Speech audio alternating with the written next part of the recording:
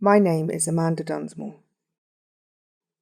My exhibition, Becoming Christine, exhibited at Belfast Exposed, is based on the lived experience of Christine Beynon. It is a body of work involving represented selfies and a sound installation. The selfies follow Christine Beynon's journey and transition over a 12-year period. These self-portraits range in tone from the painful to the playful, from the mundane to the contemplative to the joyful. I had a dress at 11. I used to play with dollies and things like that. I had a dress, it was like a black sequins dress. One of the aunts gave me this dress and said, "Go put that on and give us a twirl." And they all laughed at me. And I took it off. And that was the last time somebody saw me dress until it came out in 2006. I had a box under my bed with a lock on it, and I used to keep a few odd bits in there. I couldn't buy wigs at that time, so I bought a furry hat, and that would be like a wig, and a towel for a dress and putting on makeup.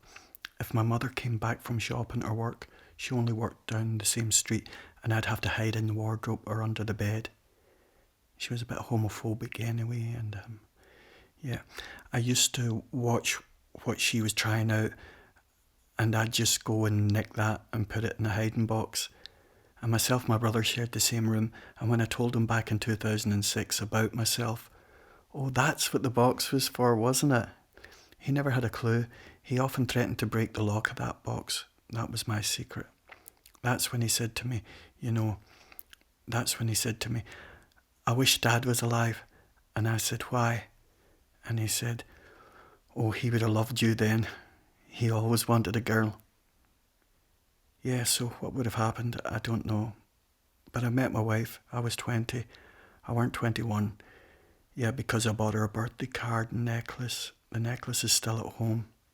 She was 20 when I met her. We got married in 1970. She died in 98. And living together since 65. That would have been 44 years this year. Yeah, my wife, she used to go shopping. When she was going to Galway, she'd be gone for at least an hour. So she'd be 20 minutes going in at that time and 20 minutes out. And maybe a little shopping in there. Maybe 2 hours she'd be gone.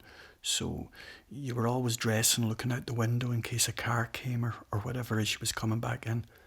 And one day the car turned. She changed her mind. I just had clothes. I didn't do makeup or anything like that at the time. Too risky. And she came in the house. I ran to the bathroom because that was the only door that had a lock on it, was the bathroom. And I went in there to lock the door. She came in and she was dying to go to the toilet, and she really rattled the door. "What are you doing?" I said, "Well, I'm on the toilet." And she said, "What are you doing? You never lock the door, So I got my clothes, the skirt at the top or whatever. I opened the